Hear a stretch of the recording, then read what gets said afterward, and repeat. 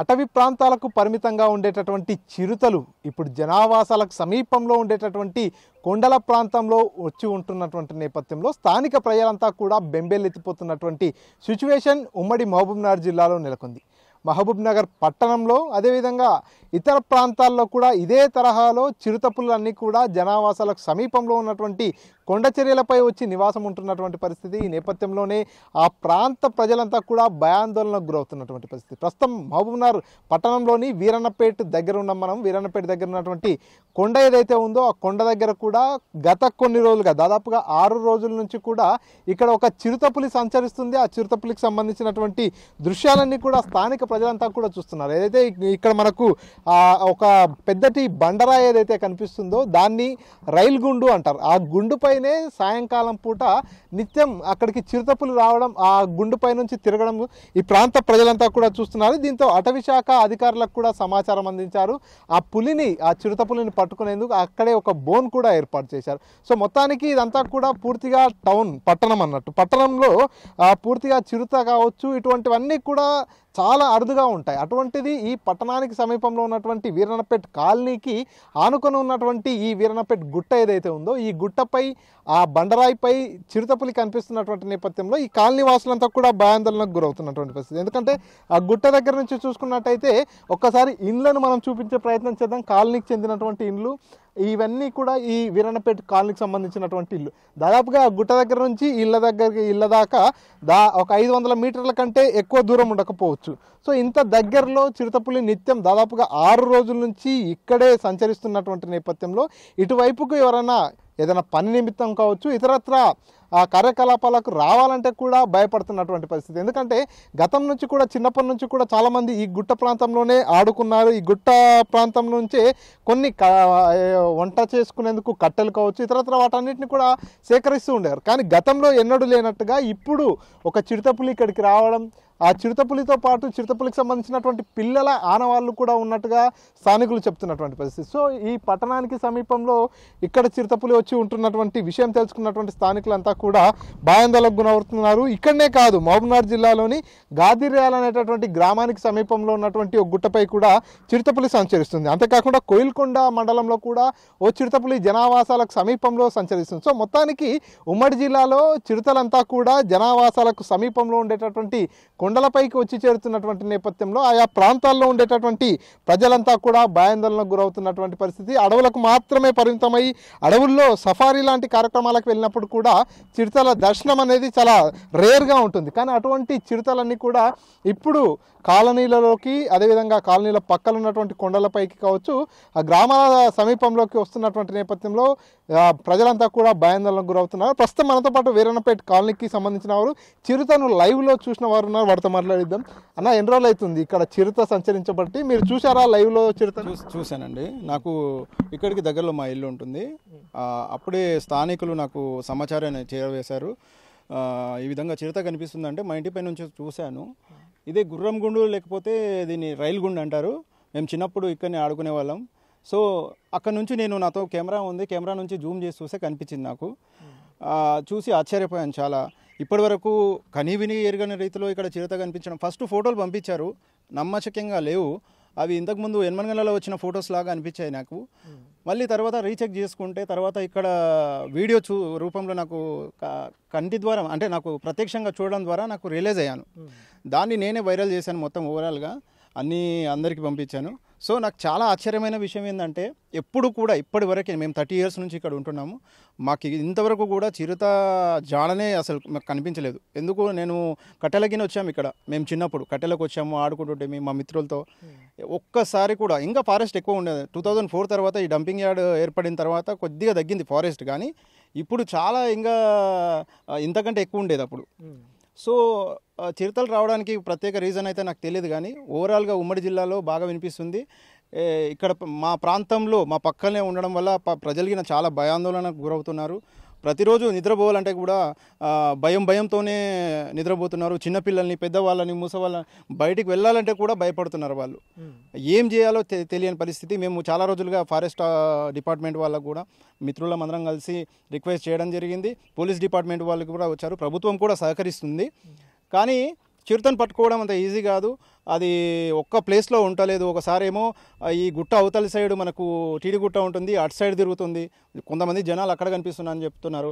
మళ్ళీ ఒకసారి ఆ బ్యాక్ సైడ్ వస్తుంది, ఒకసారి మబ్బుగుండ్లు అని ఉంటాయి పక్కనే కనిపించేది, ఆ మబ్బుగుండ్లలో కనిపిస్తుంది. సో అది ఒక్క ప్లేస్లో ఉండట్లేదు. ఇంకా ఆశ్చర్యకరమైన విషయం ఒకటి చెప్పారు ఎవరు, ఫారెస్ట్ డిపార్ట్మెంట్ వాళ్ళు, ఏంటంటే అది ప్రెగ్నెన్సీతో ఉంది, పిల్లలు తీసే అవకాశం ఉంది. ఒకవేళ పిల్లలు తీస్తే మనకు శాశ్వత స్థావరం ఏర్పరచుకుంటుంది, అది పిల్లల్ని కాపాడుకోవడానికి అటాక్ చేసే అవకాశాలు ఉన్నాయి. కాబట్టి ఇటువైపు రాకూడదు అని కులంకుశంగా చెప్పేశారు. ఆ రోజు స్థానిక సిఐ గారు కూడా మాట్లాడారు మాతో. అందరికీ కూడా మనకు వాళ్ళకి కౌన్సిలింగ్ చేయడం జరిగింది. ఓవరాల్గా ఏం చెప్పారంటే, రాత్రిపూట మేము 144 సెక్షన్ విధిస్తాము, మీరు ఇక్కడ రావాల్సిన అవసరం లేదు, చాలా డేంజరు, కాబట్టి మీరు జాగ్రత్తలు తీసుకోవాలని మాకు సూచించారు. అంటే ఈ కొండ ఏదైనా అటవీ ప్రాంతానికి అటాచ్మెంట్ ఉందా? ఈ కొండ అటవీ ప్రాంతం అంటే సార్, ఇప్పుడు ఈ కొండ ఈ స్టేట్ మీకు కనిపిస్తుంది వెంకటపురం తాండా. వెంకటపురం తాండా నుంచి అటు సైడ్ చిన్న బండ, రాపులు అని ఉంటాయి. మనకు డబుల్ బెడ్రూమ్ నుంచి ఈ బిట్టు మొత్తం అటవీ ప్రాంతం ఒకప్పుడు. అయితే ఇది ఏం జరిగిందంటే 2004లో మనకి ఇక్కడ డంపింగ్ యార్డ్ ఏర్పాటు చేశారు. ఏర్పాటు చేసిన తర్వాత మహబూబ్నగర్లో ఉన్న కొంత మెట్రిక్ టన్నుల మొత్తం చెత్త అంతా ఇక్కడ వేశారు. అప్పుడు ఏం జరిగిందంటే ఆ గుట్ట మొత్తం పొగ అదంతా రావడం వల్ల కొన్ని రకాల జంతువులు కానీ కొంతమంది పాదచారులు కానీ వాకింగ్ పోవడం ఆపేశారు. అంటే కొంచెం ప్రకృతికి కూడా కొంచెం కాలుష్యమైన పరిస్థితి. కాబట్టి మేమేమనుకున్నామంటే సరే దానికోసం పోరాటం చేసాము, అది వేరే విషయం. కాకపోతే ఈ ఫారెస్ట్ అనేది ఒకప్పుడు జనాలు బాగా కట్టెల కోసం వచ్చేవాళ్ళు, గ్యాస్ సిలిండర్లు లేవు ఆ పరిస్థితుల్లో, మొత్తం చెట్లు కొట్టి క్లీన్ చేసేవాళ్ళు. అప్పుడు ఏమైంది, మనకు క్లియర్గా కనిపించేవి ఈ గుండి ఇది అక్కడ ఎక్కడున్న కింది ప్లేస్లలో చూస్తే ఎవరైనా కనిపించేది స్పష్టంగా. ఇప్పుడు ఏమైందంటే ఎప్పుడైతే గ్యాస్ సిలిండర్లు అన్నీ మనకు గవర్నమెంట్ ప్రొవైడ్ చేసిందో, అంతా పబ్లిక్ ఎక్కడ వెళ్ళకూడదు అనేది ఒకటి ప్రొవైడ్ చేసిందో, ఇప్పుడు వాళ్ళు ఏమైందంటే కంప్లీట్గా వదిలేస్తారు ఫారెస్ట్లని, అసలు రావడమే మానేశారు ఇక్కడ. సో దీనివల్ల ఏమైందంటే విపరీతంగా చెట్లు పెరిగినాయి, ఎక్కడ కూడా మీకు పోయే పరిస్థితి లేదు, ఇక్కడ మొత్తం అల్లుకుపోయినాయి. ఇప్పుడు ఇలాంటి పరిస్థితి జంతువులకు ఉండడానికి ఆవాసంగా ఏర్పడుతుంది. వాటికి తినడానికి నెమళ్ళు చాలా ఉన్నాయి, ఇక్కడ అడవి పందులు కానీ చాలా ఉన్నాయి. మనం వెళ్ళాం కాబట్టి అది ఫారెస్ట్ అయిపోయింది అది. సో ఇక్కడ ఏమవుతుందంటే ఎవరైనా వెళ్ళాలంటే కినా భయపడుతున్నారు అక్కడ. సో ఇలాంటి భయానక పరిస్థితుల్లో ప్రభుత్వము ఇంకా ప్రత్యేక దృష్టి తీసుకొని ఒక 2-3 డ్రోన్లు ఏర్పాటు చేయండి, 2-3 బోన్లను ఏర్పాటు చేయండి. ఒకటి సరిపోదండి, 2-3 ఏర్పాటు చేసినంటే అది ఎక్కడి నుంచి వస్తుంది ఏంటి అనేది ఒక టీం పర్యవేక్షణ చేస్తూ దాన్ని పట్టుకొని బంధిస్తే కానీ మా సమస్య తీరదు. ఎందుకంటే ఎప్పుడు ఏ క్షణం ఎక్కడ వస్తుంది, ఎక్కడ అటాక్ చేస్తుంది అనేది భయంతో ఉంటున్నాం అందరం. మేము గిన ప్రజలకు చెప్పలేకపోతున్నాం. సో దయచేసి ఆర్టీవీ ద్వారా నా రిక్వెస్ట్ ఏంటంటే, ప్రభుత్వానికి తప్పకుండా మీరు కొన్ని బోన్లు ఏర్పాటు చేయండి, కొన్ని డ్రోన్లు కొంతమంది టీమ్ ఆఫీసర్తోనే ఏర్పాటు చేసి ఇక్కడ ప్రత్యేకంగా పర్యవేక్షణ జరిపించి మీ ద్వారా చిరుతపులిని పట్టుకొని దాన్ని వన్యమృగ సంరక్షణ కేంద్రంలో లేదా ఫారెస్ట్లో వదిలేసి అంతకంటే మాకు పెద్ద విషయం ఏముండదు. ప్రజలు కూడా ప్రశాంతంగా జీవిస్తారని నేను భావిస్తున్నాను. మీరు చెప్పండి, మీరు ఫారెస్ట్ అధికారులకు కంప్లైంట్ చేశారు, ఆ తర్వాత ఫారెస్ట్ అధికారులు ఎట్లాంటి యాక్షన్ తీసుకుంటున్నారు, ఇక్కడ ఎన్ని బోన్లను ఏర్పాటు చేశారు? ఇప్పుడు ప్రెసెంట్ అయితే ఒక వారం నుంచి ఇక్కడ తిరుగుతుంది చిరుత. మేము ఫోన్ చేసినాం మేడంకి, వచ్చింది, ఆమె నడవని కూడా వస్తలేదు మేడంకి. ఎందుకంటే వాళ్ళు కూడా అంత యాక్షన్ తీసుకుంటలేరు ఫారెస్ట్ వాళ్ళు. ఆల్రెడీ చెప్పినాము, చెప్తే కూడా వాళ్ళు వస్తున్నారు, 2 వస్తారు, పొద్దుగా వస్తారు, ఇట్లా చూసి వెళ్ళిపోతారు, అంతే ఉంది వాళ్ళది. ఇప్పుడు ప్రస్తుతం ఎట్లా ఉంది అంటే కిందనే ఉంది, ఒక 100 మీటర్స్లో మొత్తం ఇల్లు అట్లా ఉంది. చాలా ప్రాబ్లం అవుతుంది. ఎందుకంటే నైట్ ఎవరైనా మెడికల్కి పోతారు, మన ఎమర్జెన్సీ ఉంటుంది, ఏమైనా ఉంటుంది, కొంతమంది బయట ఉంటారు, రాత్రి వస్తారు ఇంటికి, ఎట్లా రావాలి వాళ్ళు? వాళ్ళకి చెప్తే అర్థం అవుతలేదు ఫారెస్ట్ వాళ్ళకి. చెప్తే వాళ్ళు సరే చేస్తాం ఒకటి బోన్ తీసుకొచ్చి పెట్టినారు అంతే. తర్వాత ఇప్పుడు దాకా రాలే వాళ్ళు, పెట్టిపోయినారు అంతే. అంటే దాదాపుగా ఏ సమయంలో కనిపిస్తుంది? రెగ్యులర్గా ప్రతిరోజు కనిపిస్తుందా కాలనీ వాసులకు? ఏ సమయంలో ఎక్కువ కనిపిస్తుంది? 5 అట్లా కనిపిస్తుంది, 5-6 అట్లా. మార్నింగ్ టైం కూడా కనిపిస్తుంది, సాయంత్రం కూడా కనిపిస్తుంది. సాయంత్రం పైన నుంచి దూకుతుంది, అక్కడ ఇక్కడ ఉంటుంది. అంటే ఎన్ని ఉండొచ్చు మీ అంచనా ప్రకారం? ఒకటే చిరుత ఉంది అనుకుంటూ చూసినాం మేము, 2 చూసినాం మేము. ఫస్ట్ ఈడ దర్గా ఉంది, ఫస్ట్ ఒక 2 days బ్యాక్ ఈడ వచ్చింది అది దర్గా కాడ. మన ముస్తఫా ముల్సాబ్ అని దర్గా ఉంది, వాళ్ళ ఫస్ట్ ఆడ వచ్చింది. ఆడ వచ్చినాక పిలిచినాం మేము, వాళ్ళకి వచ్చినారు పోయినారు, సరే మేము చూస్తాంలే అది ఇది అని చెప్పి వెళ్ళిపోయినారు వాళ్ళు ఫారెస్ట్ వాళ్ళు. మళ్ళీ తర్వాత 2 days అయినాక మన గుర్రంగుండ్లా కనిపించింది. మళ్ళీ ఒకసారి ఈడ దాకా వచ్చిపోయింది. ఆ రోజు ఫారెస్ట్ వాళ్ళు కూడా వచ్చినారు, మొత్తం వాళ్ళది కాళ్ళది ఇది ఉంటుంది కదా, అది చూసి వాళ్ళు తీసుకొని పోయినారు. మళ్ళీ మొన్న ఆడ కనిపించింది, మన అలీ మజీద్ కాడ గుడి ఉంది, గుడి కాడ కనిపించింది. ఇప్పుడు వాళ్ళు ఉండాలి భయ్, ఎందుకంటే వాళ్ళది అది బాధ్యత, ఫారెస్ట్ వాళ్ళది ఉంటుంది. అది ప్రజలతో అయితే పోయి పట్టుకోనికి రాదు కదా, వాళ్ళు అంతా ఇది లేదు వాళ్ళది, ఫారెస్ట్ వాళ్ళది. సో ఇప్పుడు ఈ గుట్ట చూసుకున్నట్టయితే టౌన్కు మిడిల్లో ఉంటుంది, ఎందుకంటే ఇటువైపు వీరన్నపేట, అటువైపు ఇది టీడీ గుట్టగా ప్రాంతం ఉంటుంది. సో అటువైపు కూడా కనిపిస్తుందా చిరుత? ఆడ కూడా కనిపించింది, 2 days బ్యాక్ ఆడ కూడా కనిపించింది. 2 days బ్యాక్ ఆడ కూడా మస్జిద్ కాడ గుడి ఉంది, పండుగ సైన్న గుడి ఉంది, ఆడ కూడా కనిపించింది.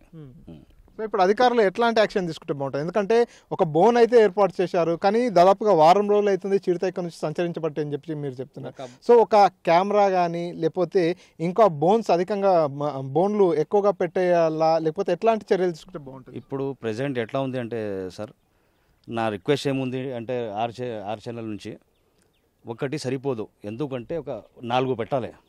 ఎందుకంటే 4 పెట్టి వాళ్ళు మొత్తం ఇది చేయాలి, ఒక 2-3 డ్రోన్ ఇది చేయాలి.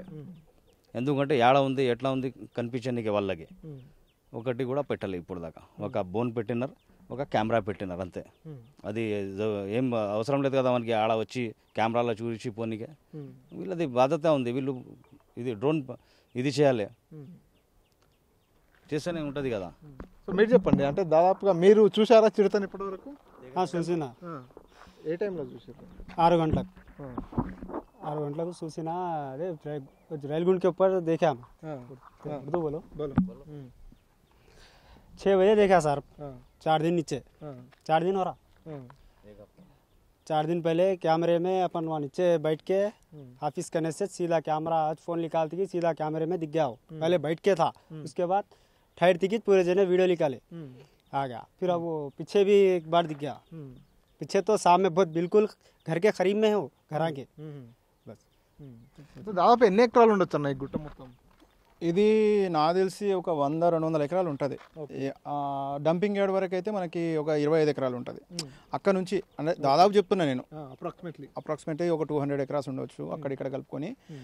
అయితే ఓవరాల్గా సార్ ఆడ ఏంటంటే మీరు చెప్పినట్టు సీసీ కెమెరాలు కానీ ఏర్పాటు చేస్తే, అంటే అవి వచ్చే దారిలో అంటే అడ్డం దిడ్డంగా అయితే పోవు కదా, ఒక బాట దారిలో ఎక్కడనో ఒక ఏర్పాటు చేసి ఒక కెమెరాలు ఎక్కువ పెడుతుందంటే అది కింద మనకు నైట్ టైం ఒక విజిబుల్ కెమెరాలు ఉన్నాయి, ఇప్పుడు లేటెస్ట్ టెక్నాలజీ ఉంది. అలాగే మనకు దాని అడుగుజాడలు ఎట్లా ఉన్నాయి, చాలా సాంకేతిక పరిజ్ఞానం ఉపయోగించి ఇప్పుడు చూడొచ్చు. ప్రభుత్వం కొంచెం దృష్టి పెట్టి ఫారెస్ట్ అధికారులు వాళ్ళ పూర్తి పరిజ్ఞానాన్ని వాటిపై దృష్టి కేంద్రీకరించి చేస్తే మాత్రం తప్పకుండా పట్టుబడతాయి. మా ప్రజలు కూడా, మా ప్రాంత ప్రజలు మేము కూడా చాలా రిలాక్స్ అవుతాం. ఓకే.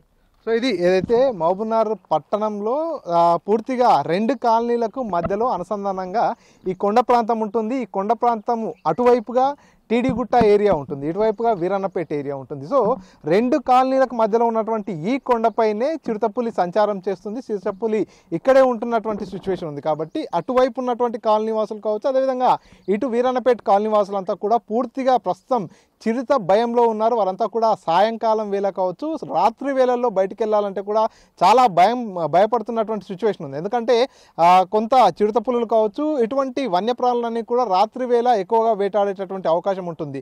కాబట్టి అత్యవసరమయ్యి రోడ్లపైకి వెళ్ళాలంటే కూడా ఈ కాలనీ వాసులంతా కూడా భయపడుతున్నటువంటి సిచ్యువేషన్ ఉంది. సో అటవీ శాఖ అధికారులకు కూడా ఇప్పటికే విన్నవించుకున్నటువంటి సిచ్యువేషన్ ఉంది. కానీ అక్కడ వారు కేవలం ఒక కెమెరాను, అదేవిధంగా ఒక బోన్ను మాత్రమే ఏర్పాటు చేశారు. అంతేకాకుండా దాదాపుగా 200 ఎకరాల విస్తీర్ణంలో ఉన్నటువంటి గుట్ట ప్రాంతంలో కొన్ని సందర్భాల్లో చిరుతపులి ఈ ప్రాంతంలో ఏదైతే రైలు గుండు అనేటటువంటి ప్రాంతంలో, మరికొన్ని సందర్భాల్లో ఇంకో ప్రాంతంలో తిరుగుతుంది.